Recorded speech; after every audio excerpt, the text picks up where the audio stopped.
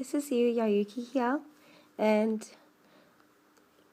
today I'm going to be reading Suffering Salvation again. This is chapter 1 again because I thought I should just do the whole thing, just the whole thing, bam, done. And so here it goes. Misunderstood Marinette. I don't think my parents realized what they were doing the second that they checked me into a hospital for the mentally insane. I had told them over and over again that I wasn't crazy, that he was real, and he was always watching me. If only they looked hard enough, they would see him. He had tried to kidnap me, and since he failed, he was set on watching me.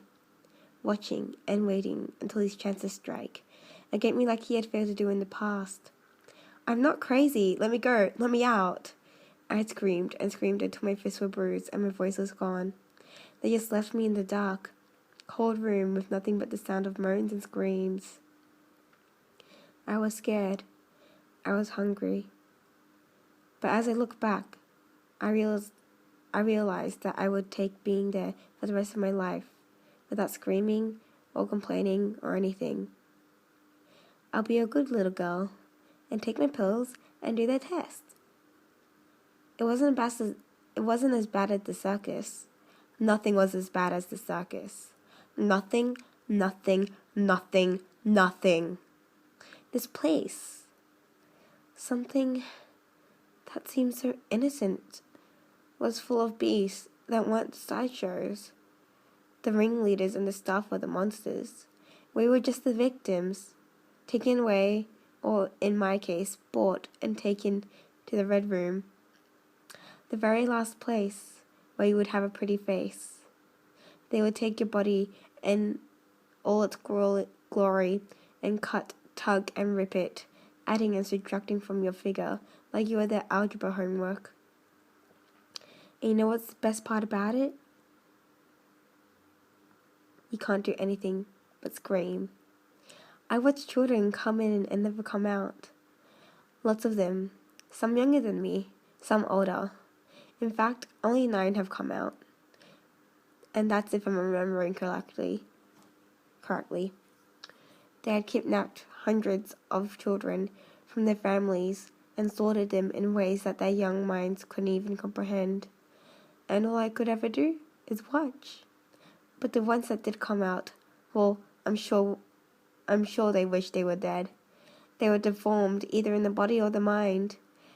There were things that they had messed with that were never meant to be tampered with. But they didn't care. They didn't care what they did. They were demons, monsters.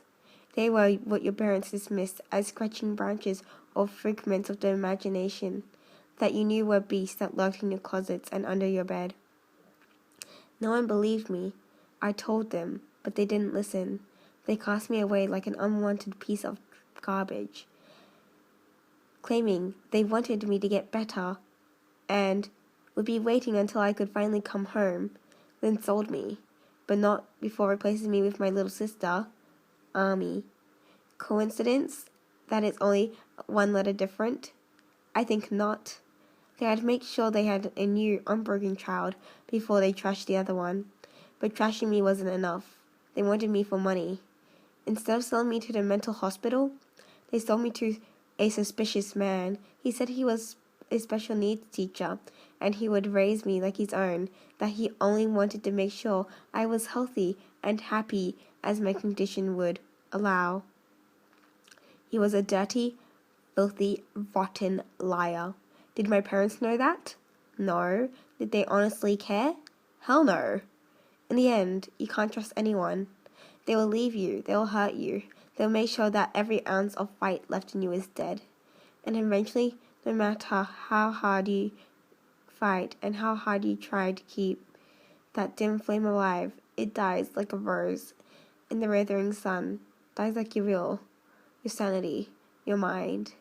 And eventually, you become what they label you as. You become your deformity in a way that you would drive a regular person mad. Because we're all mad here anyway. The breeze turns the pages of the worn diary that sat in the cold, rusted metal of my cage. Her knotted pink hair fell on the dirty ground as I sat, hunched over the crappy book. I had decided a long time ago that I would at least do the one thing that might get me remembered. I'd write of the dark woods and hope that I would be at least one child's salvation. Maybe in my miserable existence I could save one person. Just one. I would pass like a ghost and be gone when the moon rose in the sky. But just one person was all I asked. One person to remember me. To remember that I did try to fight, that I didn't just give up so easily, and that I was sorry that I couldn't do more. I tried vainly, but I tried. Doesn't that count for something? So, that was chapter 1. I did do a few, not stutters, but mispronunciations. I can't even say that one right, but that's okay. I hope you guys like that. I will do the second chapter maybe today.